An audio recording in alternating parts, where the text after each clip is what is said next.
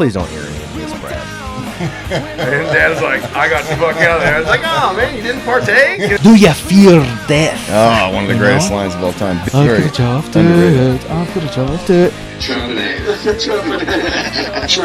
2020. Making me 30 sides of red sauce.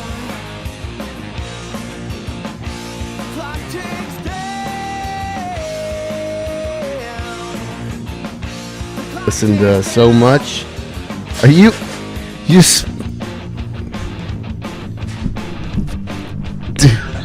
That needs to, motherfucker. One other thing that I really love, like that really just gets me going, is playing a song with somebody who knows how to play music. Like, for example, today. It was like, we'll do a change tune. We both knew it. I prepped a little bit. But, like, you got the harmonies. I know you got them. I don't have to worry about it. Oh. You know what I mean? Like, you playing with somebody. That is a rare occurrence for me. It is, but that's what I loved playing with you in high school, because we would just jam. You remember we'd have guitars. I think we probably spent more time playing together when we weren't in a band, actually, because we would play at high school. Yeah, we just kind of jam songs, and you and I could do harmonies together, which was really cool. Yes. And, yeah, I say that's rare because most of, again, going back to my job, most of what I do is train kids. And it's like I should have confidence in myself as a teacher that I've taught them the skill and they can do it. But the reality is anything can happen on stage, and a lot of times, and this is not a very elegant quote, but what I say to them a lot, to my students in preparation for performance, is make your worst pretty good. Yeah. Because you never know what's going to happen on stage. Yeah. So if your worst take, if the worst version of you playing your piece is like pretty good, is presentable, that's where you should be. Practice it until the worst version of it is something you'd feel confident. But there's also something to playing with people. Like the guys in Durham, we've been playing together for 20 years. Wow. Now, we took a 12-year break, and we played a couple times in there. But, so, when you take that 12 out, 8, 10, you know. Sure. But that's still a long time. Like, I know what Gary's going to do on those drums. See, I know what his rhythm is. I know where he's early, where I'm late. Like, you get that sense, but I played with you enough to know, like, today I was prepping for the songs, like, he's got that high part. I'm probably not going to rehearse that too much, because I know he can nail it. Because you've always been good. You've got a better ease of range up high. Yeah. And I was like, I just didn't stress about it, because I knew it was you. Like, we can nail this. We got it, yeah. We did it on first take, actually. Yeah, we didn't record it, but... Yeah, well, and that's how, and going back to the sibling thing, that's how it is for my... playing with my brother. And I'll say, just to hit, I could probably, list 1,000 things in the different aspects. There's a moment where I'm doing theory research where something clicks that's just really neat. And I'm like, I get a new idea because something has come up that's not in the research. Or there's a moment when I'm, grading where I see somebody did really well on an assignment and they actually cared enough to do it, and that's gratifying. Well, I was going to ask you also, I coached football last year. It's really rewarding seeing these kids succeed. Yes, and that's got to be almost like a father seeing your children. That's what exactly, and that's what that is. You have that investment. That moment before they, like I was talking about, before they get on stage. Exactly. I knew what you're talking about. They care about it enough. Yes. That they feel that nervousness. They feel and then they get up there and they just do their thing. Yeah. And then they feel that feeling after performing. And it's cloud nine. Demonstrated success. Yes. Right? Yeah. So I've been a football fan since I was a kid, but I never coached it. Yeah. And then coaching it gave me a different perspective. Yes. And now it's 6th grade assistant. Yeah. But it still puts you on that field. And my whole thing was like fundamentals. Stuff that just you don't have. You're always working on new plays, but you're not working on fundamentals because you don't have time. Yes. You get 4 hours a week of practice for a game. That's one day for high school. Yeah. It's one day. Yeah. And so you're expecting these kids to go out and play a game, and it's like, man, we're not talking about real basic shit. Yeah. And that matters. That equals execution. Oh, exactly. You're almost doing them a disservice skipping over that stuff. Yeah. And I started coaching because my son was playing, but then it's like, man, you get involved in these kids, and I was kind of helping coach the secondary, and it was kind of like all these kids are wanting to go in, but you're trying to win this game. And so it's like, who do you got to balance that good experience? And it's just like having kids. It's like who gets the attention today. And we deal with the same thing. If I wanted to put on the best show possible, I'd have like my top 5 students do every song. But like, Yeah. but everybody's have to got to balance it out, get yeah. that experience. Well, and there's countless times with teaching alone, let alone all the other things I do with music. But I'll say, one of those moments that I had that was more related to what you were talking about with the compositional process. Yeah. Well, that is what you were talking about.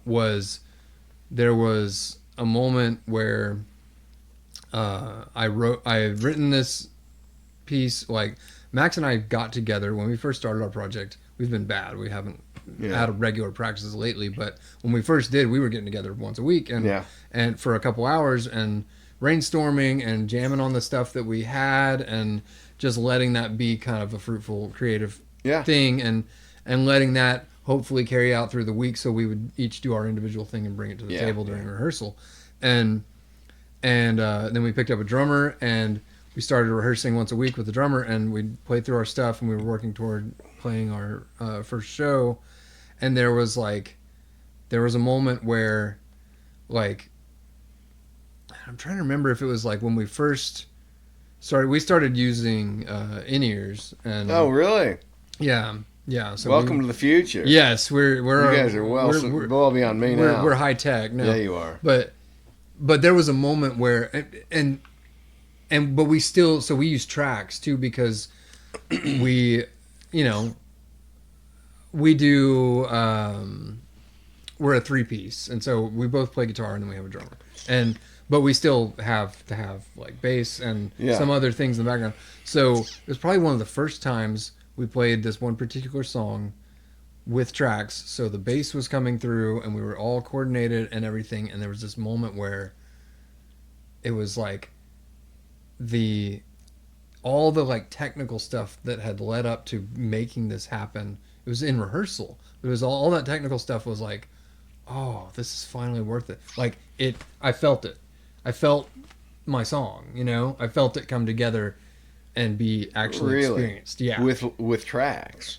Yeah, it was like a bass backing track and maybe something else, but then with my brother playing his part and the drummer playing his part, it was like, oh, it finally came to fruition. And it was that same moment where I heard it like you're hearing come alive, and you're hearing it, what you hear in your head out there. And it was, what was frustrating about that was like when we were in high school, not that we took it for granted. I didn't take it for granted. I loved every minute, but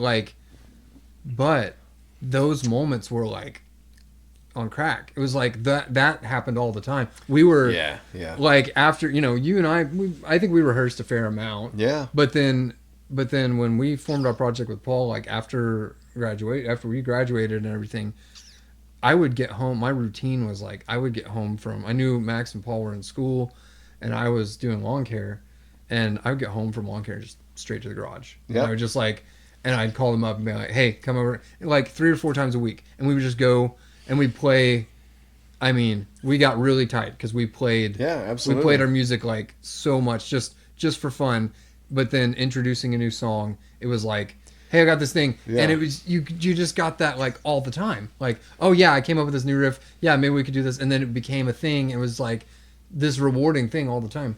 So I bring that up to contrast that with that moment. That was like a rare moment out of, in the last 5 years. But man, what I remember about the time that you and I had together, which was, what grade were you in when you moved to Farmington?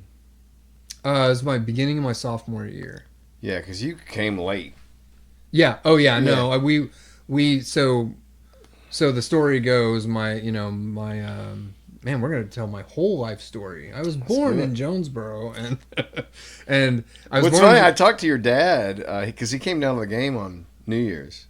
Yeah, I probably late. Yeah. And I ended up staying. He's not allowed to play anymore because he's torn both of his Achilles tendons. Well, yeah, I get it. And the wreck. And he had wrecked. Yeah, but I did get a chance to talk to him, which was really cool. Good. I'm glad. I'm really glad I got to talk to your dad for a while. That was funny. But I want to segue into this, so you talked about when you and I started playing in Subject of a Train, you pretty much had brought the band, and I kind of had just gotten out of my first band, Alias, and we'd already played several Clunk shows. I tried. Yes, which I picked up on because I think we played a couple of your songs Yeah, that I you had carried played some songs over into that. and you seemed like kind of comfortable with the whole process of like booking the show and everything. That was new to me. Yeah, that was like yeah. new to Well, me see, at that the was time. interesting to me. I didn't know that was your first kind of live experience. And then we did Definitely as my own. You know, I did various performing, but definitely as my own band. In that setting, I had played for miscellaneous stuff at church and in front of friends and at my house and my friend's house and where we had like performances, but nothing like so public like that. Yeah, but I'll say, man, honestly, 25 years later, you're looking back at memories. You're a part of a lot of best ones I have. I really mean that. Like I look fondly back on our relationship and even the way we went our own ways was totally.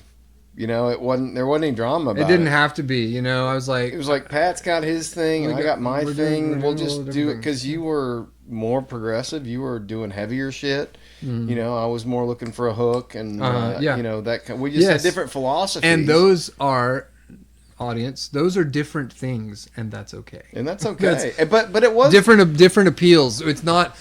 That I say that because it's just the old, tired argument of...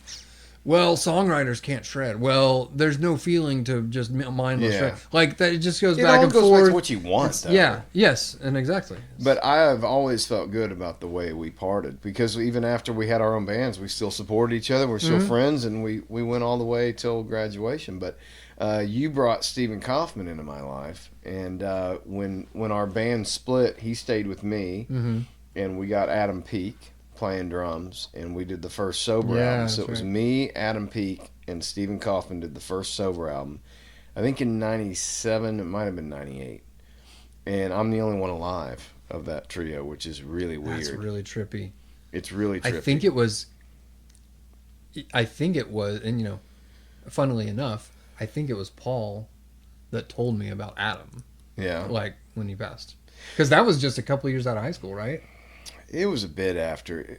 I don't remember what year it was. I just know I'd been out of the scene for a long time. Stillwell knew him really well. I mean, Stillwell does the podcast a lot, and he lived with Adam for a long time. He's told me some stories, because Adam and I had a big falling out in high school, and he was gone.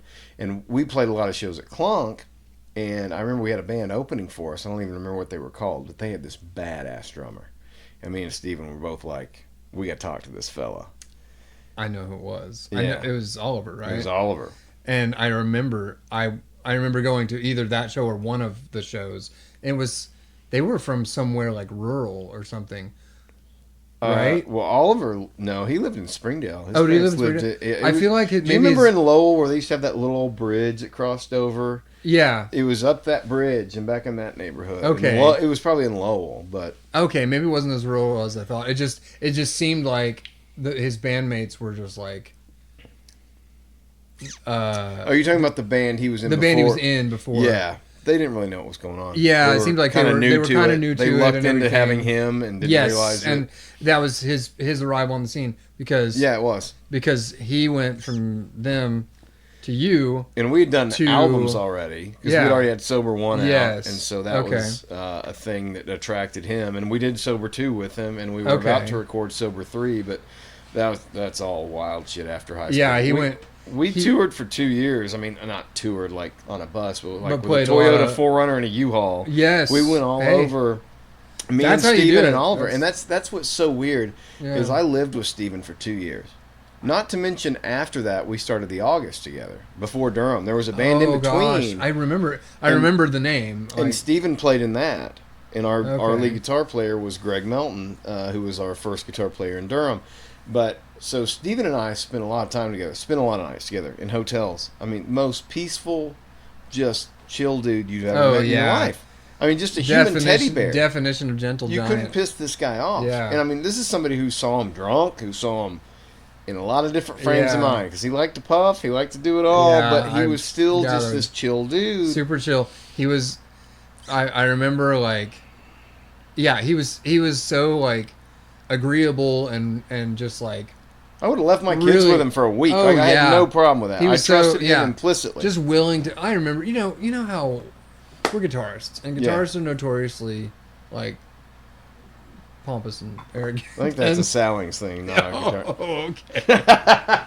No, yeah, I get it. Yeah, frontmen, lead guitarists. We got big heads about us, and that's what we tend toward. So Steven was the total like antithesis of that. Willing to I'd have rehearsals at just awkward time. I'm pretty sure he was like feared for his life or his his disciplinary something or other. But I would bring Paul and Steven home during lunch when I was a senior to jam, and or maybe even after that when they were still in high school, I'd be like, no, just come over during your lunch, and they're like, we're not supposed to leave campus. I'm like, who cares? Just come over. Well, to you my house. literally lived within 20 feet from a walk school. over to my over to my house. We can spend most of our That lunch elementary fence is you can see it from your house. Yeah, It's technically on campus almost. Basically, yeah, yeah. So, we'd go and jam too at lunch. Because I could walk home. I lived super close. You lived very about close, as close too. as you did. Yeah, and so, but yeah, super good guy, and he and I remember he was my schedule was jacked up in high school because of moving, because I had started at Fayetteville High School. I went there for a week, but they had formed my schedule, and I remember I came into Farmington first couple days. I was sitting in English class with, was it Scott, Mr. Scott, or something like that? You remember that guy? I remember Scott. Coach Morgan's coming on here in a couple weeks. Oh my gosh! We're way! We're doing a Grateful Dead song. That's amazing. Anyway, I was sitting in class, and it was Cass Key was in that class, and Brittany Dorman Beasley, and who else? Andy, what's his name? Doss? Andy Doss, yeah. Yeah. I think Andy Doss was in the class. I can't remember who else was in the class. Anyway, sitting in that class, a couple days in, Coach Davis comes in and calls me out of the class, and I was like, oh, what the heck's going on? And he's like, hey, I heard you run distance. I was like, yeah. And so he shifted my schedule around so that I could be. That's when you started running track? That's when I started running cross country. I had run track for a couple of years and all through junior high and everything. And that was my thing. I still never topped my mile time from. Why didn't you play football? I don't know. I've never understood that about any of you brothers. Y'all had so much talent. Well, I don't know. That's not a Mormon thing. That's a good question. Yeah, it totally is. No. No. Because Mike played. No, it's not. Michael played. And, he played at Fayetteville, right? Yeah. Yeah. Mm-hmm. Yeah, he's QB. Because y'all used to come down and play with us on the weekends all the time. We played. And I played for, I don't know if you remember that year, I did the 7-on-7 camp. And yeah, I remember that. Yeah. Yeah, and I played in 7th grade and 9th grade. I played regular season football. Anyway, yeah, I don't know why I didn't. But mostly track and cross country was my thing. You got a lot of established rednecks on the team. That was part of it. That's probably part of it. I didn't want to try to compete with a bunch of people who came up from first grade. Third grade. And, yeah, exactly. And because let's face it, clicky back then. it's political. It just is. And that was what I liked about track and cross country. It ain't political. It wasn't. Although a certain Coach Holland tried to make it so, because he would he coached track and didn't let me run the mile, which was your thing. That was my thing. I ran 5 flat in 9th grade, and I was like, I want to beat 5 minutes. I want to run faster than 5 minutes. And I never did, because we didn't have a track at Farmington. No, and not much of a program. We had the dirt. We had the field, so it's just field. not the same. I coached 6th grade football this year on our old practice field. They practice on the game field when you're 3rd, 4th, and 5th. Practice on the old game field, and then when you get up to 6th, you get up on our old practice field by the pine trees. Yeah, Max has a really cool video coming through those pine trees. But like Yeah. that's how I'd walk to school was through those pine trees, And so it was just very surreal being back a quarter century later Yeah. at that across from that cemetery that I used to walk Uh-huh. past. Yeah. Yeah, that's right. That's right. That is your And that stomping house ground. that I lived in on Rays Mill Road is white brick now. It looks totally different. It's so weird. I want to. This is awkward. You can't really do this, but I want to go knock on the door and say, "Hey, I lived here for 8 years. Can I know, come in and right, explore?" right. I actually went to the old house I grew up in before Rays Mill, out on 198B, Bethel Blacktop, Okay. past the Odoms, up the hill. I showed up out there one day. I was having a nostalgic day, and of course, it's at the top of a hill. It's a dead end. The guy comes out. I was like, "What are you doing here?" I was like, "I grew up here in this house." And he came out and told me the story how they bought it, and his in-laws lived next door at what used to be my grandparents' house. And I didn't ask, but I want to say, like, can I come in and snoop around? Can y'all leave? Yeah, can I just relive? Can I just relive it's- the 80s? Yeah, and that's That's totally where I got my a- Nintendo, bro. Yeah, I mean, you establish a relationship with spaces, and How you powerful. get that. But time and place no longer exists. Even if they let me go in that No, house, it no, would not be the exactly, house exactly. that me and my sister No. was born in. Like Nope. Chelsea was born in that house. Nope. We've got all these videos from that Yeah. house, and that house is like, you were talking about, whatever at 15 is the age you peak or whatever. But my nostalgic peak was like 7 to 8, 9. Like, Yeah, yeah. well, there were two different peaks. Like Sure. my childhood peak was Yes. like when I was at that home because we had Yes. 5 acres, had a Seeing- four-wheeler. Yep. And like that was my childhood peak, and then it all crashed down. We had to move to Rays Mill. My sister was in the hospital. Like when she was born, yeah. she was sick for Yeah. a long time. They were trying to keep her alive, and we had to move into town. So we Okay. lost that country space. But to me, that's always been the time and place I want to go back to is that house. Yeah. So our house like that is it no longer exists. The house is literally when we moved out, they bulldozed the Is house. it Jonesboro? No, no, it's in East Fayetteville. So to continue my life story. Yeah. I was born in Jonesboro. We moved a few weeks later. Saw a movie apparently, but we moved a few weeks later to Houston area, Conroe, Texas. Lived there until I was about 4, and then we moved to Fayetteville, and we moved to this little tiny house on Mission. It's still there, I think. Mission between Lafayette and Maple, Okay. which is really close to like, it's old Fayetteville. It's really, we would walk up Beautiful to, space over there. yeah. Oh, it's a beautiful historic district. The Listen Lab was We over would- there. Yeah, I think on it is. Maple, yeah. Yeah, we was. we would always sled on Maple when it would snow. We'd walk up Maple and walk up to Mount Sequoia because it's Yeah. right below Mount Sequoia. Anyway, that was just for 2 years, and then when I was 6, just about to turn 7, that's when we moved into like the definitive house. That was Okay. on Skillern in East Fayetteville, Okay. and lived there from the time from 89. I remember 89 because I stayed with John and I stayed with my aunt for a couple weeks while everybody else moved. So we came back into our new house basically, and I was just about to turn 7 because for my 7th birthday, my dad got tickets to Michael Keaton Batman. So Oh He and man, I- I remember. Yeah. he and I went to the theater. That was like huge moment in my life because there's 7 kids in my family, and so I was like kind of the middle child, Yeah. and so I would get lost in the mix, Yeah. pretty easily, and as it happens, and so that was a really special moment for me, Yeah. and so Do you that's how I remember remember it was like- 89, but. Taco Bell even had like the Batman cups. That was the first time I started seeing the culture marketing. was like, yes. It was blockbuster time. Huge, We're gonna yes. ramp up movies and tie in with food. And See, even and- as a kid, I was like, man, they're expending a lot of money on this. Yes, so I think that has, we talk about, and we didn't ever get to grunge limping on. That has maybe somewhat of a segue.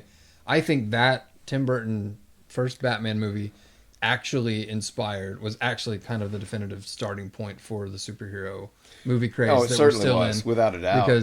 because it led to the sequels.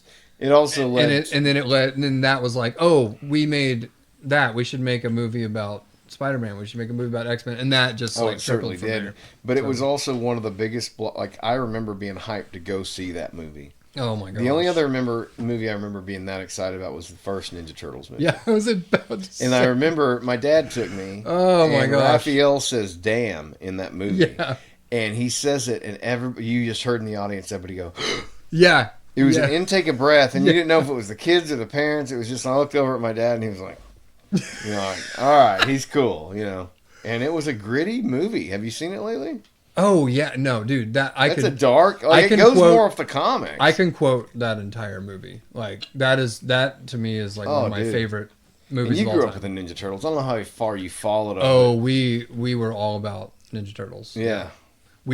We blew up several Ninja Turtles with fireworks. I on the believe 4th of that. July. Did your kids get into Ninja Turtles at all? They did a little bit. Did Yeah. they have Did they watch like the 2012 Nickelodeon one? Yes, That was one the was good. That was the one they were into. Yes, they were into that, and yeah. But yours is oldest one's 18, right? Yeah. My oldest one's 14, so you got a few years on me. yep. But when he was 10, well, he was born in 2010, 12, and 15. 2010. 2010. Yeah. Yeah, I right. was married no way. So that show came out in 2012, and like I'm trying to connect, and I'm like trying to show him the show. He's 2, and Julia's like, there's violence in this, Yeah. which started the whole fight of what kids are allowed to watch. Oh. It started young. Oh, that's. And I've won the war. Our youngest I is think 9, and he's just whatever the fuck. I think that's where we're at. I took Kyle's first movie when he was, oh gosh, when did this movie come out? I'm gonna say 2014 or somewhere around there. So Kyle is the same age. He's 14. He's a 14-year-old one. Yeah. Yeah, he his first movie in the theater, so probably 4 years old, was Captain America: The Winter Soldier, which is like there's some like darkness and violence in that movie, and that's a really intense movie for a 4-year-old to see. I have not seen all the Marvel movies. I don't even think I got that far. We watched up through like what was the first like finale movie? Because they've got like waves, right, of the Marvel movies. Like wave 1. I mean, Yeah, we watched like I've the got- first wave up through like Thor, the second Thor movie. But Yeah, nobody. I unfortunately had introduced my kids to darker shit already, so that was too. My youngest one he's just like my dad. He's a mechanic. He's mechanically minded. He builds shit. He'll go out there and just build stuff that I wouldn't even know how to do. But he likes Rambo. He likes Rocky. He likes just like violence and dude bro stuff, which is fine. I like all that stuff too, but it's not always appropriate for him. sure. You know? Yeah. So there's it's like- there's something true about being able to process things, being able to have enough perspective in life Well, experience right. to understand like the place for Yes. violence, the place for things 100%. like that. But he's also the youngest one, which like with the first one you're overprotective. It's like, well, we got to put the things in the sockets. We got to do all this stuff. Uh-huh. And then by the second one, it's like, do we really need all that? And by the third one, you're like, the older ones can take care of him. Oh Like, yes, we don't that's even need. exactly. We're playing zone, and you guys have them. Our third and fourth is just like welcome to the club. Because you know how much laundry you got to do. I don't know if your wife makes dinner every night or if you do, but like there's a lot of cooking goes on over here. Oh yeah. Yep. It takes a lot to run a family. Oh yeah. And these kids don't appreciate a lick of it. Of You know, course. and no. neither did I when I was that age. No, but it's yep. like we're getting to that age where it's like, okay, you need to learn some skills of your own. Mm-hmm. You can start participating in the process. Yep. Exactly. So that's kind of where It's we're still- at. It's like things are getting ready to get a little tougher around here. Yeah. We got to level up. It's still like pulling teeth to get my kids to do their chores. But nonetheless, I will say I have let me ask you. If I asked you the question, what's the, what comes in a Happy Meal in the 80s and 90s, it'd be for a boy, it's a Hot Wheels car, for a girl it's a Barbie. Sure. If I said what would be the typical employment, say in the 70s or 80s or 90s for like a child or a youth, like a young, preteen teen, if you were a girl, how do you find work? What's paying work? Gosh, I don't know. Babysitting. Yeah. And if you're a boy, what do you see a boy doing? Mowing lawns. I mean, Exactly. that's what I did. That's my kids did that. Yeah. Like I There had you a go. I had a lawn business going for a few years. I finally this year is the last year that I did it, and I started it probably 5 years ago or something. Probably shortly after we moved back. Just picked up a couple around the neighborhood. Ended up doing about 15 or 16. Wow. And yeah, which when you're working full time is really difficult. Yeah, that ain't easy. Last year, And with 4 kids on top of it. oh yeah, That's- last year, so it was Simon and Kyle to start, and and then Simon started working. Actually, he got a job at Steak and Shake, so he worked there for a while. He just quit that. He's looking for another job now. And then but Taylor picked up where Simon left off, and so last year I was like, you know what?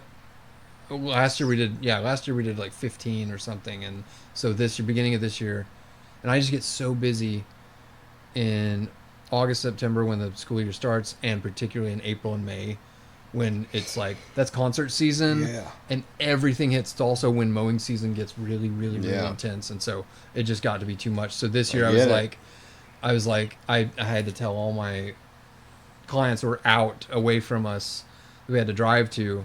I was like, that's, sorry, you're gonna have to find somebody else. I just don't have time. I just don't have time to do. I like it. I enjoy it. I just don't have time. And I love my boys being able to work and stuff like that, but I just didn't have time. And then I scaled down to 3 lawns, and I couldn't even keep up with those No, this year. I get it. I just so busy. Well, this time in your life is just putting your energy into the kids. It is. It's It not really about is. you, and you got to focus on putting your energy into them. we were just for these past couple days. I've been off work, and Julie and I have been Christmas shopping, and we were talking about our focus lately in the past couple of years has been experiences more than stuff. Yeah. Those are way more important. Oh, absolutely. Forging memories and human experiences. But do you feel more like important than stuff. your kids are a little less materialistic than our generation, on average? Less materialistic? Yeah. Um, Well, let me clarify. Like when I was a kid, I was a product of the '80s. Like Saturday morning cartoons, you had a cartoon that was literally an advertisement for an action figure. Like Transformers wasn't a cartoon; it was an advertisement. ad. And then during the advertisement, they showed you the toys you could buy, right? I got into all that shit. I was collecting Ninja Turtles and Saw Transformers. something about RoboCop. Like, this super violent rated R movie geared toward kids. Geared toward they kids, they dude. advertised for RoboCop toys And people stuff. smoked in all those movies back then. You go back and watch '80s movies. Oh. Somebody's always got a cigarette. So much language and a lot of like innuendo and A stuff. lot of and language. just like super violent and geared toward kids. Yeah. But at the same time, those movies still kind of hold up. A lot of them. Oh, yeah. It's generally better quality of writing and film. Well, that's the thing. Now it almost feels like my suspicion is AI has been writing scripts for a while, and this last writer strike was like, "Hey, you got to stop this," because it feels like AI. It feels like this is what people like. Enjoy It feels movie. like lazy writing. Like the last Godzilla. I'm a huge Godzilla fan. I don't know if you knew that from. I mean, you can see. Yeah, I saw all Like, the Godzillas. Yes, I can name every suit that is in every movie, right? Like the new Godzilla movies are just trash. It's just AI written, follow script, and Yeah. This was the last one that came out. Was the first Godzilla movie in my lifetime I didn't go see because it's just gotten so. I waited for video for that one. I think I saw the other ones in the theater. I waited for video for that one, and it was like, okay, Godzilla's pink now, and what's happening? Yeah, I actually liked the 2014 one a lot. It was it the American one? Yeah. It was the first. The legendary. The legendary. Yes. Yeah. I liked that one. It was okay. It was literally dark. It was literally like Godzilla's not on screen very much, which people complain about. I'm like, no, that's great. It builds this kind of like, suspense It was and okay. everything. Did you see that? What was the new one that came out? The Japanese one, was it -0? I've heard of that. I didn't. You haven't seen it? I haven't seen it. No. Dude, best Godzilla movie ever made, hands down. As somebody who's seen all 36 of them multiple times. Oh, believe me, I've watched. I don't know if I've seen all of them. I like the original. I like the very first one. The 54. Yeah. Yes, 54 It's a is classic. 54 is a different league. The music. It's a yeah. Well, it's- what do you think of that song as a musical theorist? Like, what are they doing there? You know the song I'm talking about? like the Yeah. There's some weird time changes in there. yeah. I mean, That's a cool piece of music. yeah, it's kind of interesting. It's kind of interesting the way that they use it in that film. It's kind of an interesting. It's the villain music. Or there's a whole. I know there's a whole. There's a whole realm of like Japanese composition, And they've got really hero interesting. themes. Like, Yeah. there's different. I don't know. It's kind of a weird movie in that they use music to kind of introduce the themes. Yeah. I've watched what is it called? Godzilla versus Megalon like 1,000 times. Oh my god, dude! I had a VHS of that. The famous growing tail up. slide and the tail slides. Jaguar and Not objectively a great movie, but No. for a But, 5 or gosh. 6-year-old boy. when I was there, we would go and visit. You talk about nostalgia. We would go and visit my aunt who lives in Wynne, Arkansas, which is eastern Arkansas. Yep, I know where it is. Yeah, we would visit her there, at least once a year or something, and we loved that because she had a cabin and a house, and her house had air conditioning, and so we loved to visit. Yeah, because I bet. because our house on Skillern, there was an air conditioner. It was one giant like window unit for the Yeah. whole thing, and we never ran it because it was like we couldn't afford to. Right. So that speaks to that's what I was going to say about being more materialistic. I think my kids are about the same, Really. if not more, because I've actually been able to, I bought them a PS5 a couple of years ago for Christmas, and they're like, they've gotten stuff. They've had more stuff. I think more current stuff than I did. Really. Yeah, they've been way more about like fashionable clothes and things like that. I didn't start wearing clothes that fit me until like a year after I got married. So Yeah. I don't know. Maybe my experience is a little different. It could be, but yeah, we love to visit, and there were like 3 movies that I would watch, and they're all like, pretty terrible, but it was like, Godzilla versus Megalon, Classic. Superman 4. Oh, okay. Yeah. That was I can't remember what don't was the even other one remember I that watched. movie. Oh my gosh. What year did it's that come so out? terrible. I don't even know. Yeah, It was so terrible. Like probably sometime in the 80s I assume, and just yeah, it was been late. so 80s. terrible. But random non-comic powers and horrible shots, short, random villain Gene Hackman who doesn't know how to say nuclear, says nuclear through the whole movie, and yeah. A rare bad Gene Hackman performance.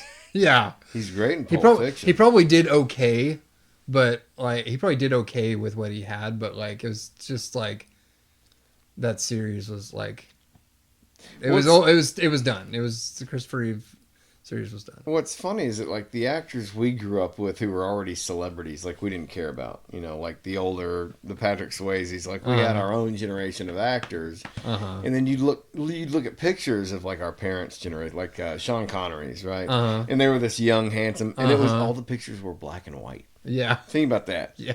When we were growing up, our parents, celebrities, had black and white Black and photos. white photos, yeah. And now I just don't feel like Hollywood has they're not generating celebrities anymore. People It's an just interesting don't trust Hollywood. There's not the influence there, and the superhero movie really kind of screwed that because it was like we can plug anybody in anywhere. We don't even need directors. We'll have action scene directors direct the action scenes. So, oh my gosh. So I noticed your 1989 Batman and the Tumbler. Yeah. I actually have a small collection of Batmobiles myself, and I was like, I really like Batman as a character, and I like a lot of the on-screen adaptations that have been there, and they all have what's your favorite? I mean, You got to go Christopher Nolan, right? I think I just have to stick to that one. They Yeah, stick the to 89. 89. I just can't. It holds up. It's just such a good movie, and That car was sick. the car They was haven't sick. bettered that car yet. No, I don't think so. There's I no like better almost every iteration of the Batmobile too. But I'll But say they haven't beaten that one, in my opinion. one of my favorite. I love the Nolan series. Batman Begins probably probably like that's probably a very very close second. Batman Begins out of all the Nolan, people rave about the Dark Knight. I'm like, Dark Knight exists because Batman Begins was so good. I agree, but Because- Dark Knight was different, man. I remember seeing that in theaters and just going, man, this is wild. Like, Yeah. This is a next level kind of film. And it was mostly, I mean, you had a compelling story, but Heath Ledger's performance was next level. It was very very good. It was a very like, Unexpectedly good. yeah, unexpectedly good. It was very very good. Like I was one of the haters on your chat page saying they shouldn't cast this gay cowboy to play. No, I didn't do that. no, but- yeah, no. Well, I think that speaks to how well the character was written too. Oh, I agree. Heath I went Ledger, into it hating. Heath Ledger did amazing job, but the character was very well written. But what had he done before that? Yeah, For a dude who's going to watch a Batman film, like he had done like Brokeback Mountain and some and he had chick done flicks. like First Night or something. Yeah, Yeah, the chick first flicks, night yeah. it was like, oh, this dude is What? not. It's not anything. I'm like, I'm know wearing who a he Jack is. Nicholson T-shirt. Yeah, Come on, bro, what do you got? And then I remember being in the theater just I'm glad you're dead. enthralled yeah. with Ledger. Yeah, Yeah. right. I mean, Nicholson was great. Oh, Nicholson was amazing. He was people say he's like campy and everything. I'm like, well, no, like Cesar Romero was campy. Like, Cesar Romero was camp in the mustache. yeah, but- but of course, a product of its time. But like, Yeah, absolutely. Like I'm not going to shave the mustache. You can paint No. over it, yeah, but I'm not going to Yeah. shave the mustache. but yes, but I will say Heath Ledger's performance was amazing. There's no denying that. But for me, I don't know. I just like an origin story more than anything. Yeah, you like the origin story. Yeah, I like the origin story, and I like the origin story of a few characters. I don't want to know what's gone wrong is that like Marvel hit huge success off of like all of the characters that they had in their comic. They had a lot of characters. I think DC has like a few really really good characters. Yeah. Marvel has several. They have some good characters, but they have several like okay characters, and they've just assumed that everything is going to be a cash grab now because like we'll tell an origin story about issue 357 of Spider-Man with its miscellaneous side character, his great grandson who actually inherited some of his powers from like. Who cares? Who cares that much? Like, Yeah, I mean- these universes get so expanded. That's what's happening with like the Yellowstone property. I don't know if you watch that at all or familiar with no, Yellowstone. I haven't. I mean, I've seen clips and stuff. But like he's expanding it into all these spin-off shows. Yeah, Because the Marvel universe made it. they set that precedent. They said it. But Marvel now and books Star have done that a Wars. long time ago. Yeah, yes. Books have always books done definitely that. done that. But the movie Lord of the Rings, I think, gave them some ideas. Yeah, Like, I mean, those movies. I don't know if you've read the books. yeah. I've read. I don't know if I finished them. I've read most of Fellowship. Like when I grew up, being a nerd was not cool. Yeah. I couldn't read on the playground. Like you Yeah. get a soccer ball kicked at your head, and then Lord of the Rings comes out like right after we graduate, Mm-hmm. and it's the biggest movie. I mean, it And broke all I kinds of will records. tell you, And it was like, when thank people you. ask me about best trilogy, I think Lord of the Rings is But then here and everything else is here, including like Star Wars, Back to the right? Future, everything. No, I agree. But when I was growing up, Lord of the Rings was not that old. Like my grandma gave me a copy of it. Here's my copy, right? And like I read it, but now my son, who's 20 years younger than me, he reads it and is like, "What language is this? Right. Like what archaic script?" Yes. Like, he's describing Yeah, every tree and- branch. And I would say most of that, maybe not all, but most of that is Tolkien's way. Some of it is the fact that is like Lord of the Rings is a he brought a bunch of Norse folklore into absolutely into fruition. He into tangibility. He like those stories are very, very old. Absolutely. You want to know? It's also very diverse now on Amazon. Yeah. You want to see a long That Norse mythology's got people from all over the place. Yeah. You want to see a long-winded version. Richard Wagner, who wrote a lot of opera, has an opera called The Ring Cycle, and it's a cycle. So a cycle in the classical music sense is a series of whatever the genre is. It's a series of operas. There's 4 of them. They're all 4 hours long. So we got 16 hours. 16 hours of opera. And I don't think that's even as long as opera either. Really, really freaking too much opera for me. Yeah. I'm not a big opera fan, but anyway, but yeah, I think that trilogy is untouchable, and I think that it's really interesting to think about how we perceive that, and I like what you said about Hollywood's not really producing They're done. stars. Who's the biggest actor out there right now? Who's the Johnny Depp of our generation? The Brad Pitt, the George Clooney. Yeah, There's I don't know. nobody. I mean, you can make a case for some of these young guys, but like Chris Pratt is the closest thing I that can even Chris think Pratt of. I was gonna say maybe Chris Hemsworth, maybe Henry Henry what, Cavill, maybe. But what weird offshoot Tim Burton kind of movies have they done? Remember when we were growing up, Brad Pitt would do a rom-com and then he'd do Fight Club. Mm-hmm. You know, like the dudes were doing, like Johnny Depp never did. Yeah. Well, early on he did some rom-coms, but like after Edward Scissorhands, he just did weird shit. Mm-hmm. And I was always drawn to that he was doing different things. Yeah, different things. Yeah, and people were, That was before Jack Sparrow. It's probably It's probably that it's flooded with actors and trying to make a name for themselves, and it's so easy to typecast now because they just see, oh, you were great as the side villain in this. That's what you'd be the side villain in this. But what I miss is the Tarantinos, the guys that say I can make a movie for $1 million. Okay, do it. You get Reservoir Dogs, and then that blows up culturally, kind of underground. And then you get Pulp Fiction, which changed the world for cinema. And then you get all these directors that are kind of wannabe Tarantinos. Like, I can make a low-budget movie and make it interesting.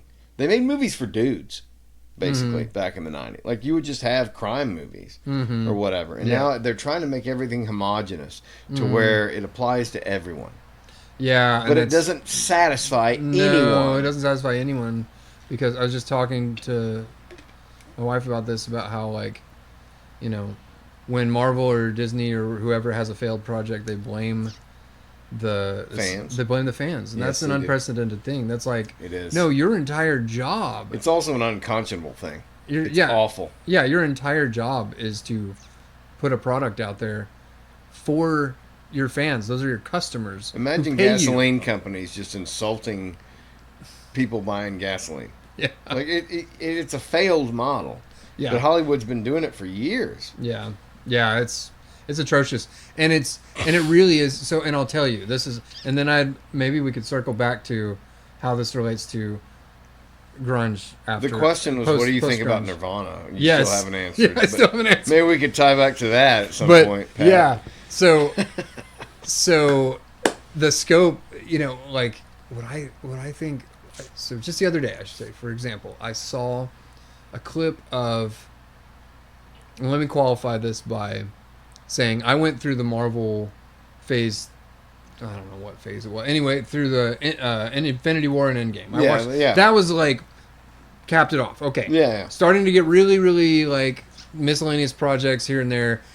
End it with this big final battle against this big villain that you've, put the universe literally against. It's the Thanos. And Infinity cap it Stones off. thing, Yes, yeah. cap it off there. It was great. They closed off a lot of stories and everything. I was like, okay, cool. You talking about Infinity War 1? I'm talking about Or the second one? Second one. So Endgame. They closed it all off. They ended the story, and the whole thing was done. All right. But then they're like, oh, we could do a Spider-Man Yeah. movie with all the Spider-Man actors. Oh, we could do a this and that. And it's just It's all cash grab. everything is just like this cash grab, this fan service. So Well, it's fan service, but it's not too, because they're almost trying to break norms now. Like we're gonna make this character gay or this character a different race. Or, they're trying to diversify. And the thing is, I don't think it makes you racist if you want people to adhere to canon. And that's something as a nerd that's really bothered me. Is it's like, oh, we're gonna race swap all these people, and then or whatever. Like Lord of the Rings, like the Rings of Power. It's like all this diverse cast. It's like, man, that was based on like North. Yeah, everybody's like blonde hair, blue eyes. Like mythology that's not, and like in the England area, I get wanting diversity, but like and certain stories. And there's the argument that like if it's an actor, it shouldn't matter because they're just like shouldn't matter what they look like because they're just acting and playing a role.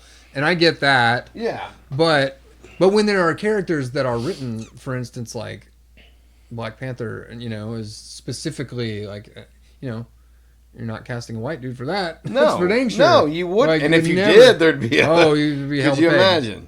So, but what the thing, regardless of how you feel about the diversity thing, the thing that bothers me is just the lazy writing. And, no, agree. And this is ultimately, and not only the lazy writing, but the lazy production. So they got it. We rewatched first Iron Man, which was the start of the MCU. Yep. And I've seen it several times. The way that they use CGI there, it looks really good and authentic. It was made in 2008. Right, but it was minimalist. And it was it was minimal. They used actual like animatronics and suits and everything in conjunction with that effects to try to give it a some semblance of your realism. brain knows the difference between CG and Lord of the Rings. You brought up Lord of the Rings being one of the most fantastically made. They used practical effects. Always they used look good. models. Yep. They used practical effects. I just saw a picture of the model of Minas Tirith the other day. I was like, oh my gosh, that's so amazing. Extensive. Yeah. And Peter Jackson was a horror, like a B-movie horror director. The fact that he got the job to begin with was nuts. And then I don't know if you've watched the documentaries, like the appendices on the DVDs, where they document the whole process of making the movie. I've seen clips, but I've never watched it. So he's going to these studios trying to pitch it. He's like, "There's no way they're gonna let me make 3 movies, so I'll condense it into one."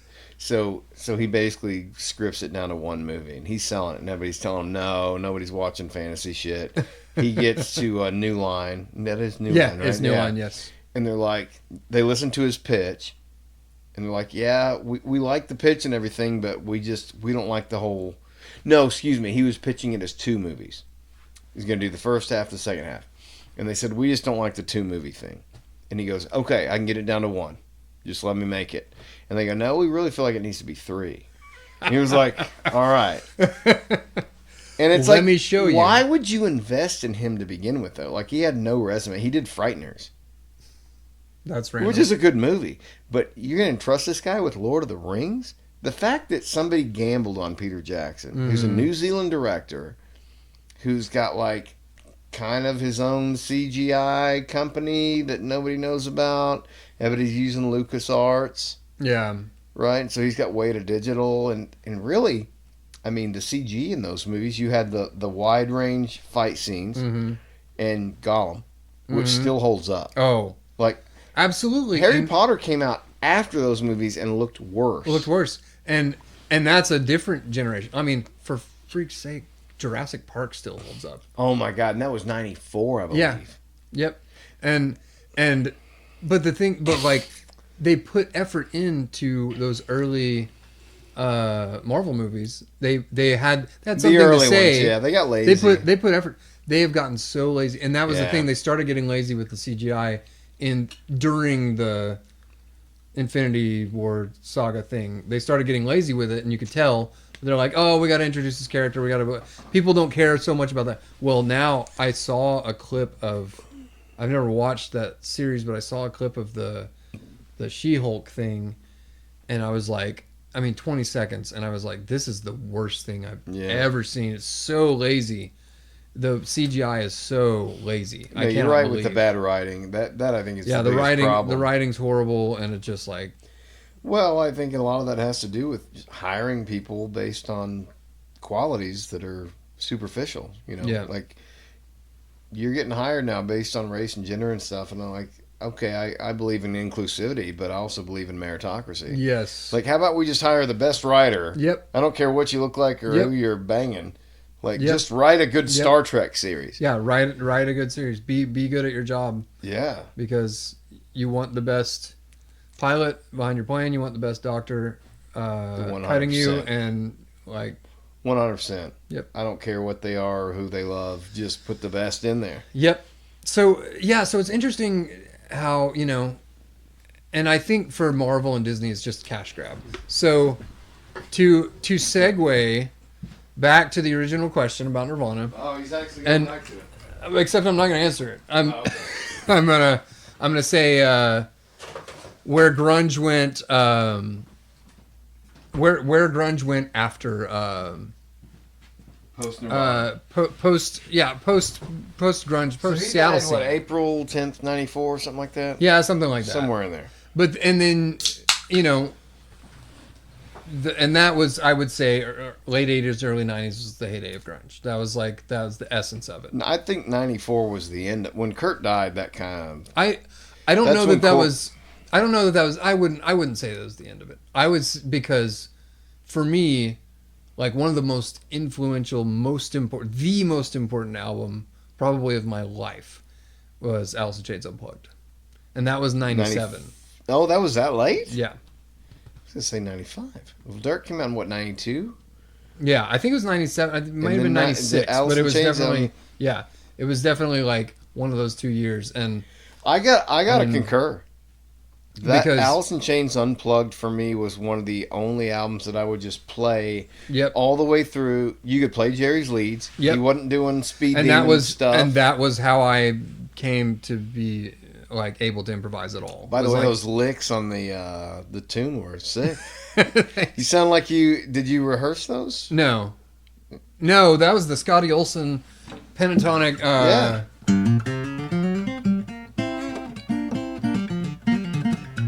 He sounded good with them. Oh, he sounded great. Yeah, he sounded great. He needed to be in the band. Too bad Lane had a heroin addiction and all that. Yeah. So I found out about that when I was on my mission. I found out about there's a kid that played guitar in my first area, which was Ball State campus in Muncie, Indiana, and this kid, we went and saw his band one time. It was kind of funny. Yeah. But they were kind of like pop punk-ish, which you would expect for the early 2000s, and he came up to me one day and told me like Lane had died and how and everything. I was like, oh, that's. Have you listened to any of Jerry's solo stuff?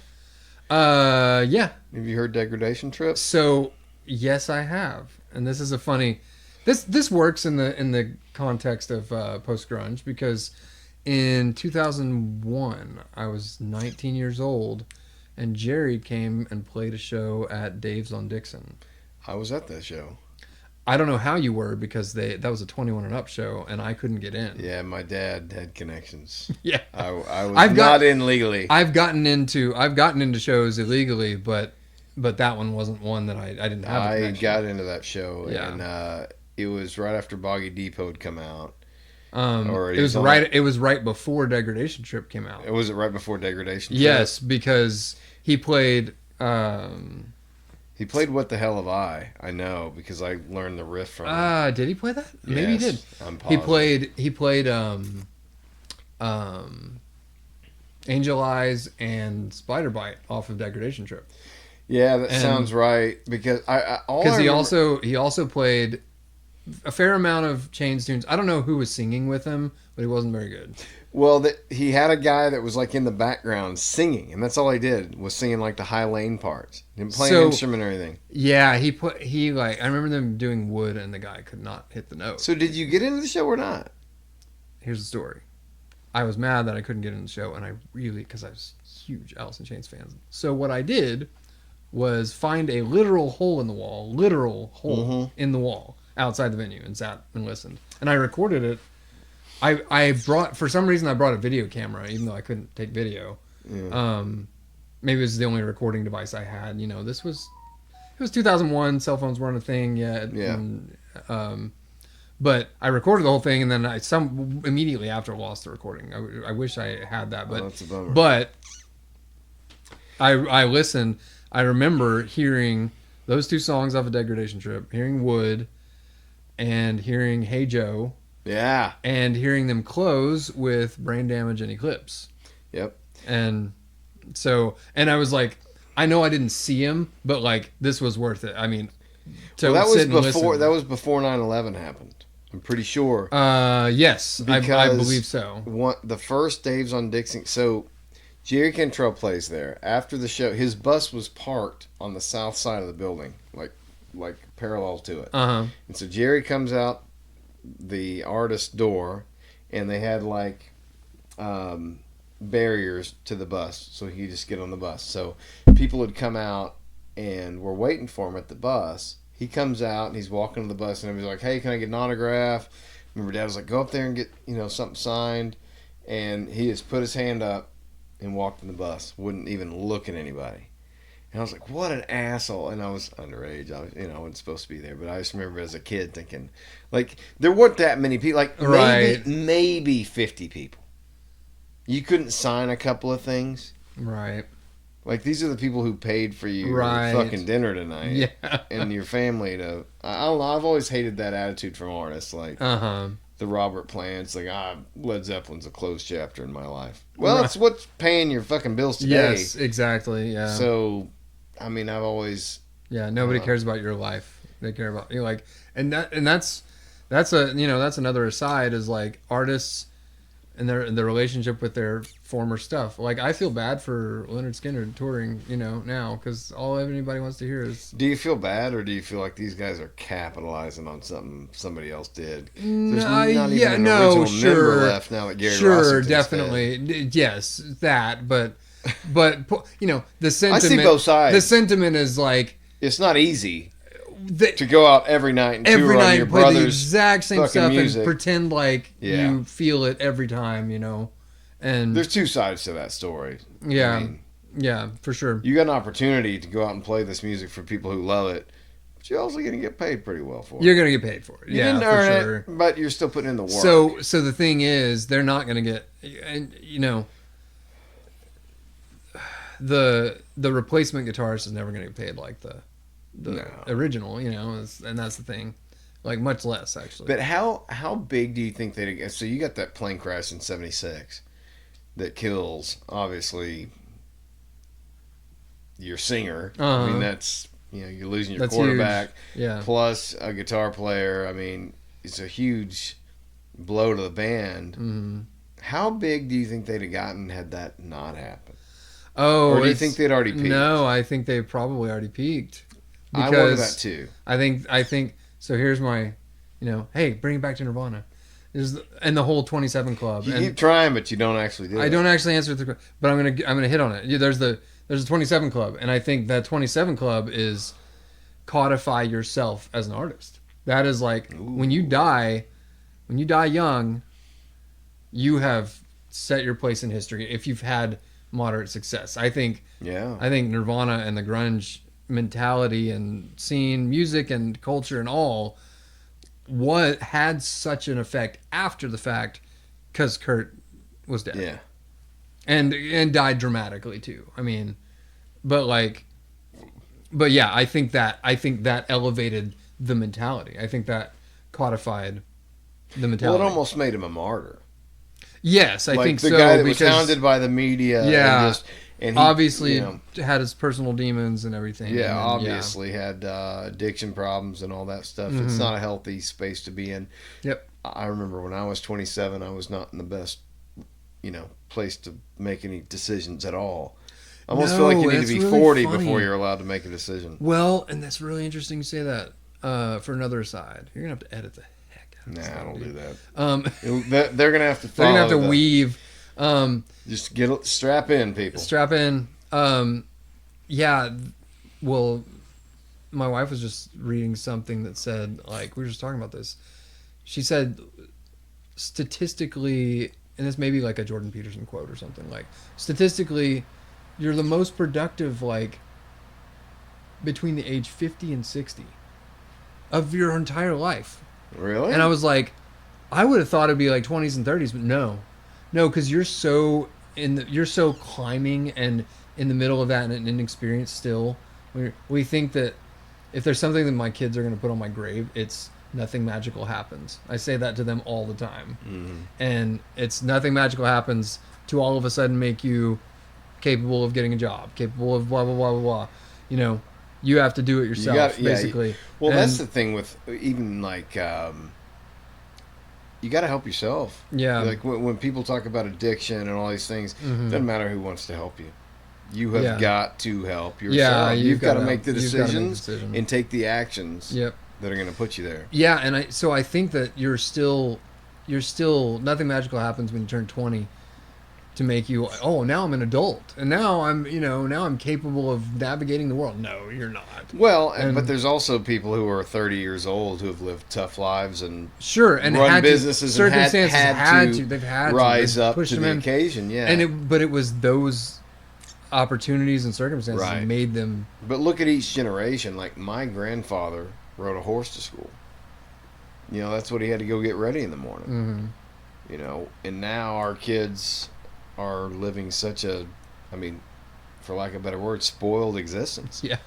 It's changed so much. It's- We've gotten it's more changed a comfortable. lot. We Yes. can't tolerate inconvenience. Yeah. You know, if something's going to take 3 days to ship, I'm not going to. Yeah, I know. And If like, I can't get my food no in 5 pain, minutes. no suffering. No Get all the- uncomfortability. Get all the salty food and sugary food, and also, that's not good for your body. But instead of not eating it, take these pills instead, and that'll Oh, cure man, you. yeah. And yeah, Yeah. whole other topic. But anyway, back to Kurt Cobain being dead. He 20 years. 20. Yeah, oh yeah, This year. Yeah, in that's- April. yeah, Yeah, it that's would have right. been 20 years. 30 years. No. I'm not- It's Oh 24. my God. 30 years. 30 years he's been gone, dude. That kind of staggered me. 30 years, yeah. So I'll say my original answer, about Nirvana. Like, definitely groundbreaking, definitely like, something there. Does it, like, for me, Nevermind was the album of nostalgia, even though, I mean, the first music I got into when I was like, when I opted to start listening to music rather than just like passively hearing it, Yeah. was among other things, like I got into some classical music because I was like taking piano lessons when I was 9, and I was like, got into classical, got into Beethoven and Chopin at that time, and my first CD ever was Beethoven's Fifth, but then around that time, and that's fast forwarding a couple years. I was like 11 or 12, and around that time I also got into Pink Floyd and Jimi Hendrix, and then probably in the next year it was like Black Album and Alice in Chains, Tripod, and that was like, okay, this like I remember when you got grunge into and Seven stuff. Dust. This is Do you like, remember that? yeah, I and remember you and had that a was hardcore Seven Dust phase. I didn't have a hardcore Seven Dust phase. I probably listened to them more than you did. Max was the one Was with Max the the hard. Yes, guy? Max was the Hey, one with do the you hardcore think you'd Seven come Dust. on the podcast? Yeah, he probably would. Yeah, you should have him sometime. I'd like to have Max on. Yeah, yeah, he has. You've talked about weaving in and out. His experience would weave in and out. You could do these as like a pair. His experience would weave in and out. He'd paint a slightly different picture of our childhood and upbringing. Well, the and idea is to musical have him experience, on and then have you on together. There you go. You get two sides and then boom. And then yeah. Throw them in the mix. There's something about brothers. My dad's got 2 brothers, so I've always seen that. My uncles and my dad, the way they react, Mhm. and I didn't have any brothers, Yeah. So, and now I got 3 boys, Yes. And So you get to I, live that it's kind of a vicariously. generational thing because I've I got- didn't have it. I've got 3 boys, but I had a lot of brothers, and I see Yeah. like all the similarities and Yeah, everything. I yeah. see the rivalry and the camaraderie and everything. And It's like, so funny because like my 2 youngest, they're best friends 6 days of the week, and then there's that day where it snaps. Yes, and I've always they get- hated him, they get too and I'll hate him forever. Yes, and they it's get, like, bro, they y'all get were too like, close to each other, and they're just they're buttheads. always together, yeah, and then something happens. My youngest too, totally like that.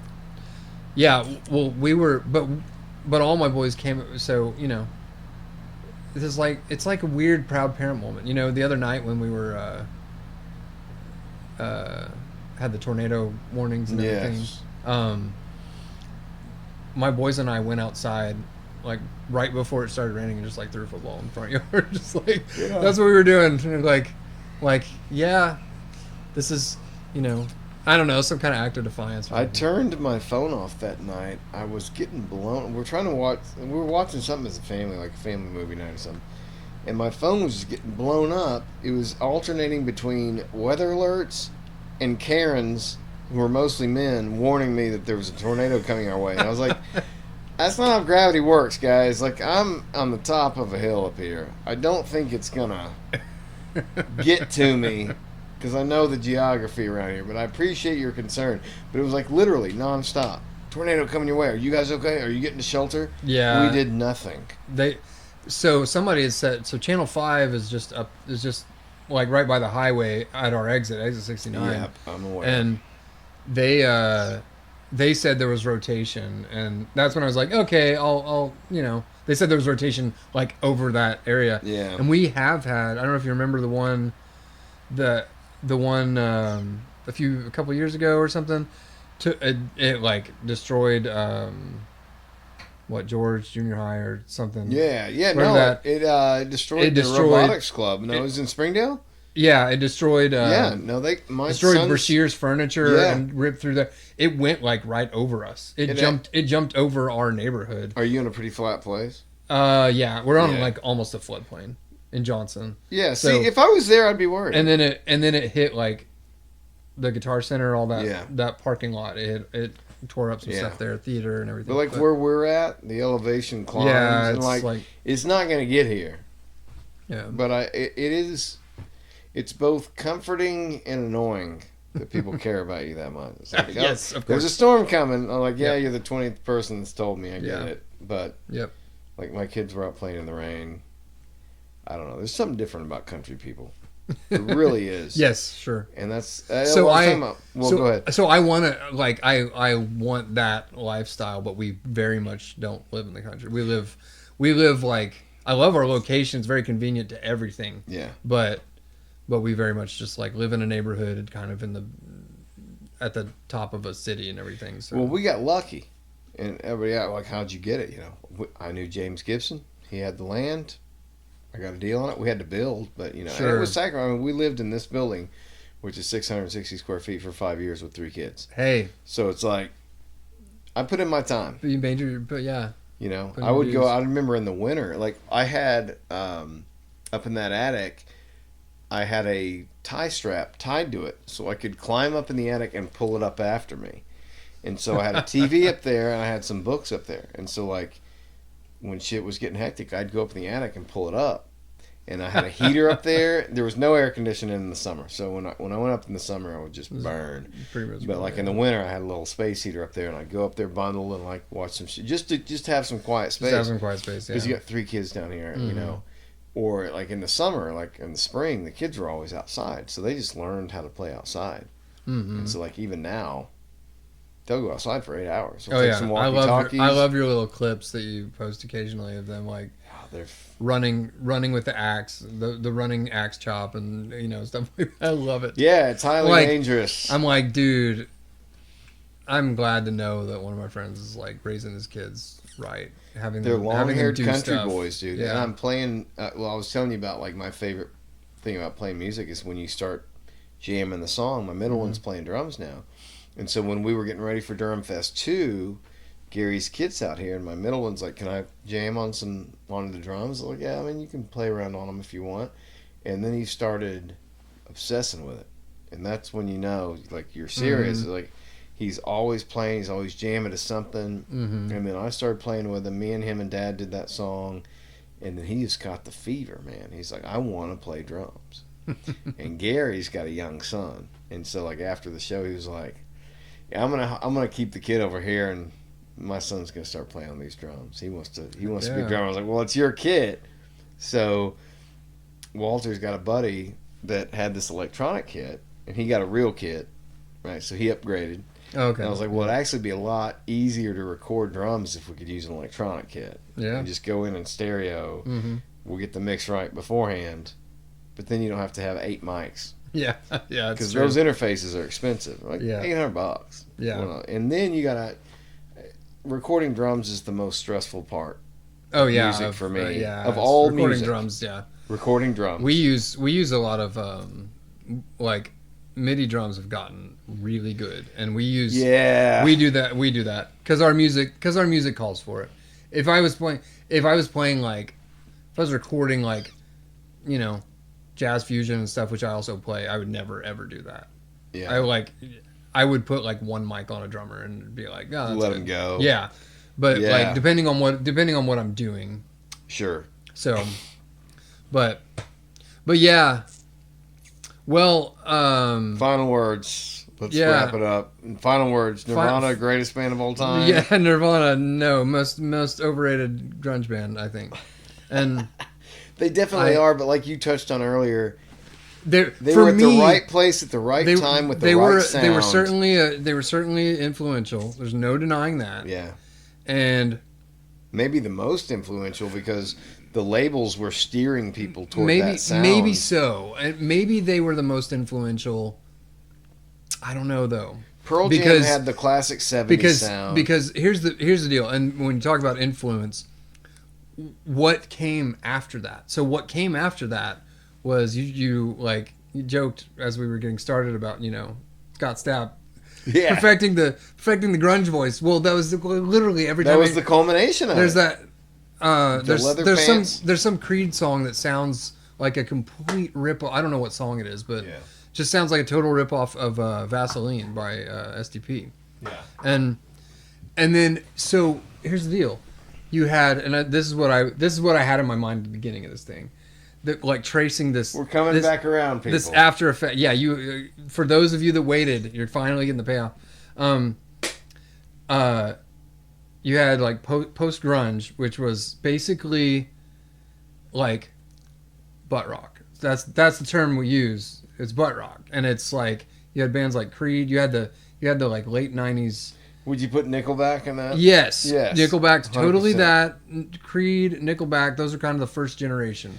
And But then they were the second generation from grunge. So that's like corporate control. So to me, yes, it's not even remotely. The artists aren't controlling what goes out They're the anymore. first. So for me, they're the first generation of something because I don't even relate it. I don't even say it's even the same thing. Yeah. It was influenced by grunge, but it's like they took, and this is the moral of the story, people. They took all the wrong things because the lyricism and the what they took all emphasized the wrong things and musically commercialized it. Yes. And then it went from there into like 3 Days Grace and Shine Down and Skillet and like Shine Down was one of those that, like Matt, you know Matt Odom. Yeah, he's a few years younger, and like that was his generation that caught on. And then I was like, bro. And then you get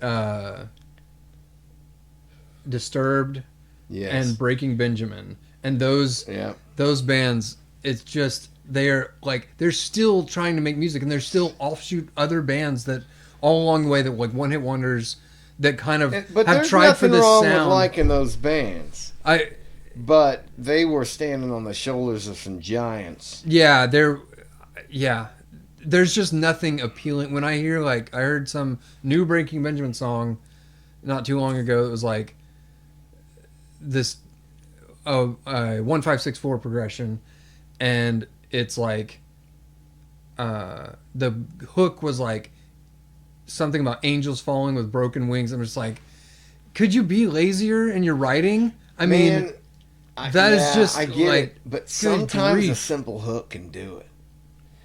it kind of matters about your intent, though.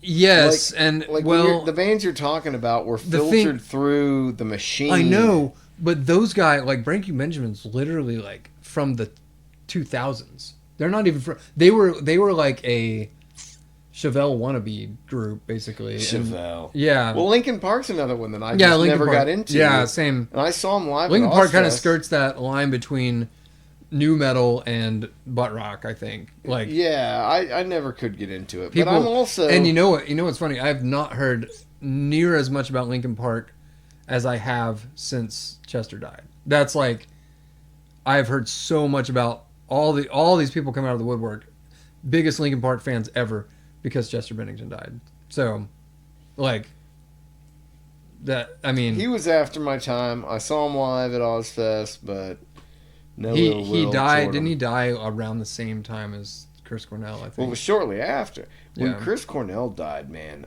it hit me hard. It hit me hard. It hit Julie hard, my wife, who's Well, not like a huge grunge fan. She's just like, that one really hurt.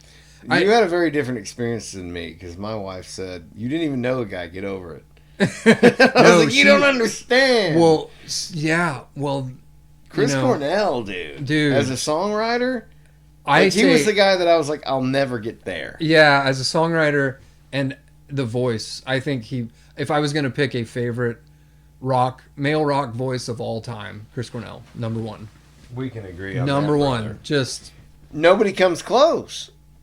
No. Because he could do like you were talking about Fell on Black Days, covering that. Mm-hmm. That's a very low song. Mm-hmm. Like, you don't have to really strain the voice. And then he gets. But then, dude. And he doesn't even get as high as he doesn't even not get as on high that as he song. can on that song. It's like you try to sing freaking almost anything like anything off I tried Bad to- Motorfinger. I tried to sing I tried to do a cover of after he died. I did a cover of Say Hello to Heaven, and that song is so freaking hard to sing. It's so high up there. But the whole story with him living with Andrew Wood and Andrew Wood dying and inspiring him to write these songs. Yeah. And then doing it with Andrew Wood's band, which was Pearl Jam. Right. And that whole story. Mm-hmm. And then you get Temple of the Dog. Mm-hmm. And knowing that history, even as because we were like 12, 13 when that came out. Mm-hmm. But we were in the scene. Yeah, like, we were listening to that shit. We were in, it's like, really this is the funny. guys from Pearl Jam with Chris Cornell. And that goes full circle to something I said at the beginning, where when I came into listening to music, I thought like, oh, this stuff has been around forever. Yeah. It's been around. No, it was in process. It was like new that time. We saw the end of the music era. Yeah. The last big push. And We've seen a lot of great things. It's actually. really funny. We're at the end, and I think we need to be at the end of our conversation here. But one of the things I wanted to talk about was where music's going, where like kind of like guitar driven music is like how it functions in society right now. Because you know better than I. I've checked out. So there's this Lenny Kravitz song from the 90s called Rock and Roll is Dead. I don't know if you know that song. It's a great song, actually. Yeah, I remember it. I can't think of how it goes. And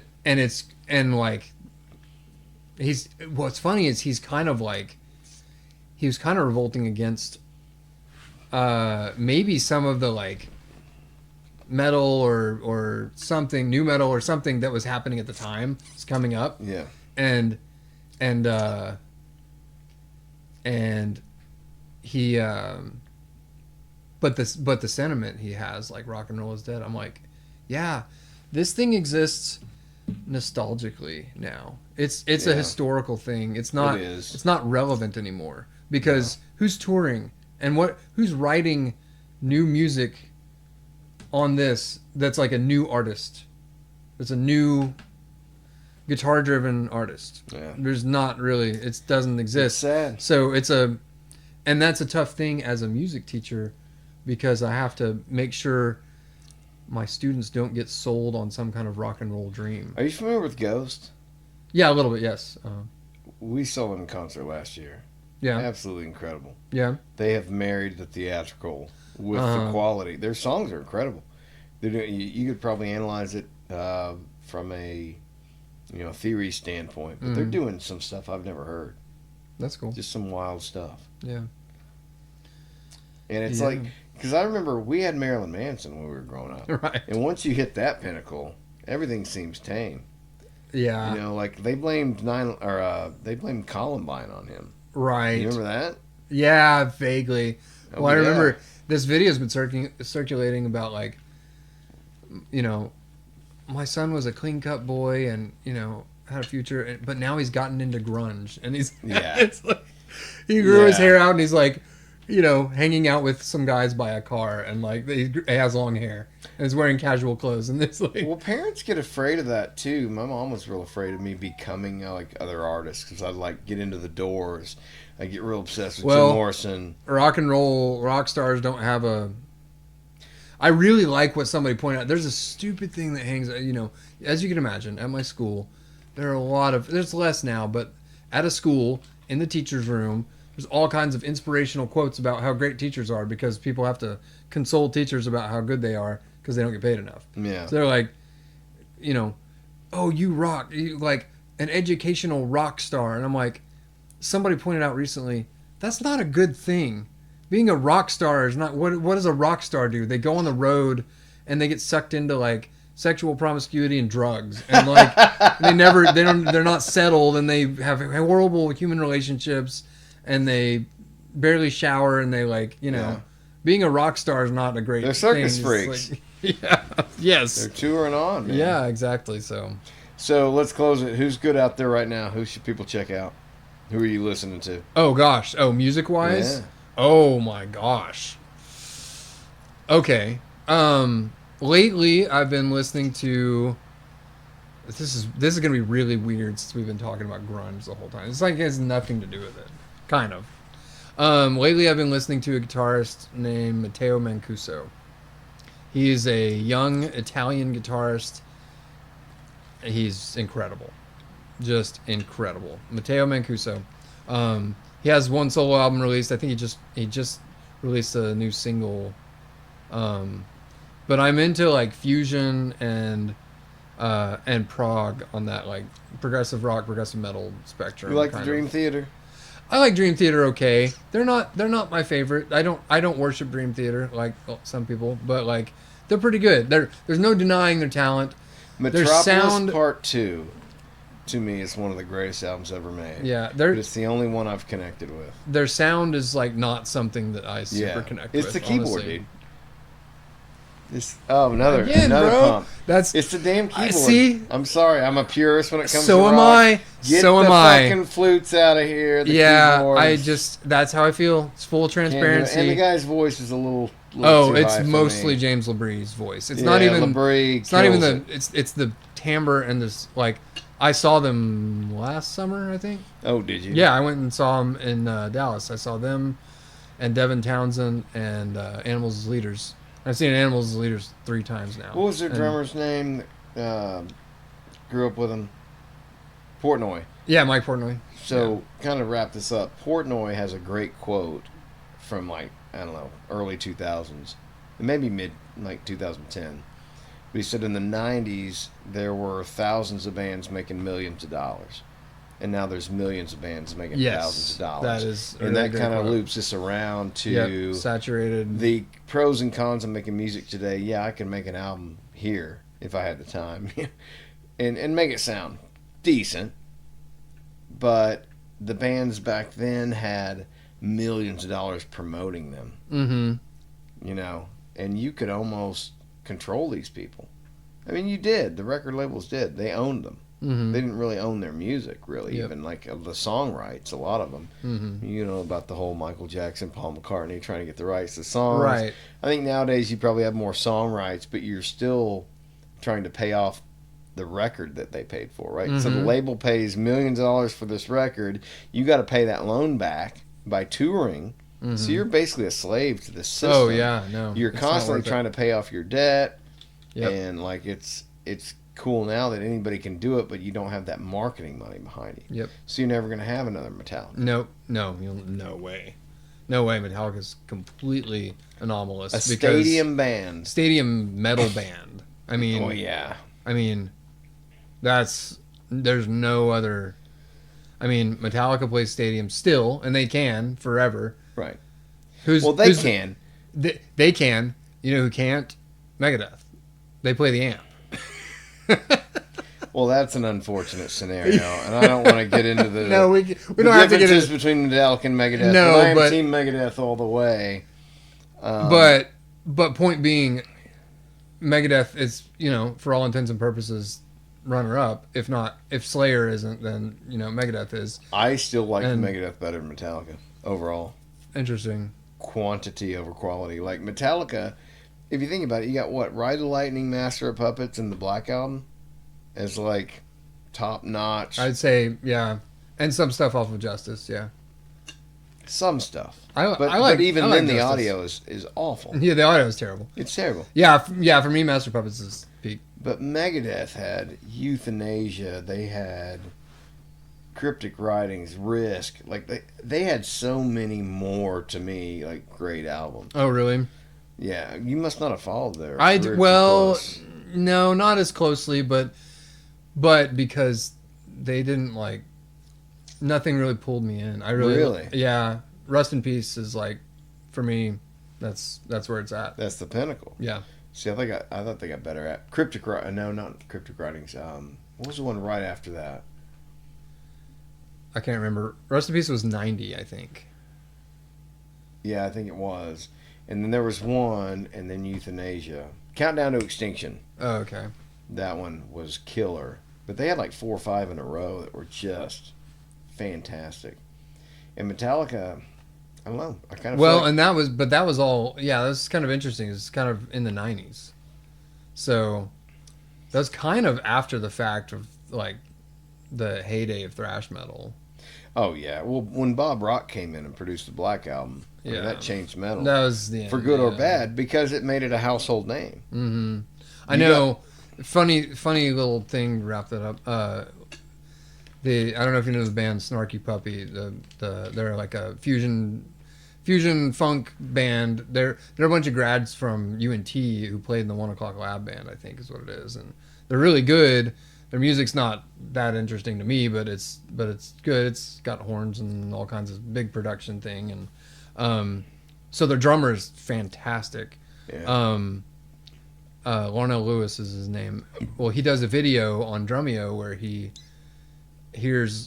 like, I'm going to listen to a genre I never listened to, and that's metal. And he's like, I believe it or not, I've never heard the song.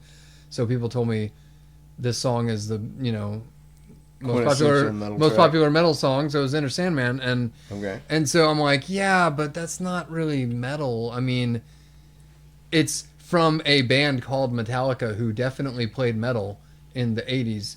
But that's more like a, groove hard rock song than a metal song. It was Really, a it's well not produced. Here's metal for the masses. Yes, that's definitely what it was. Well, both Nirvana and Metallica made music more money than I think they thought imaginable, but they also ruined music in lots of ways. Like Nirvana set a precedent. You Yeah. can be angsty and simple and not have musical talent and make it. Mm-hmm. Well, Kurt had something different. He was able to see between the lines Yeah. and write. Like his melodies worked with the chord progressions he was doing. Now, could he have sustained that for 10 albums? Probably not. And he probably knew that because he was very formulaic. Right. But when he was doing that formula, it worked at that time. It worked at that time, yes. Whereas you got Bob Rock coming in and taking him. I think Injustice for All was way too prog. I think they had lost direction. They were trying to find it. He simplified it. Yeah. Said, let's get a verse, a chorus, and a bridge, and be done with all this 20-minute jam shit. Yeah. And it just worked. Yeah. And It made definitely worked for, It changed metal forever. Yeah. Metal became known. Yeah. The Black Album was the banned album you weren't supposed to have. Yeah, I definitely put a commercialized face on metal, but it's still to still find metal. I definitely knew who Metallica was and heard the Black Album before I ever heard of Deicide and Morbid Angel and Cannibal Corpse and Meshuggah and actual metal bands. It was a gateway for sure. Yeah. Yeah. All right, brother. So- Let's wrap it up. Yep.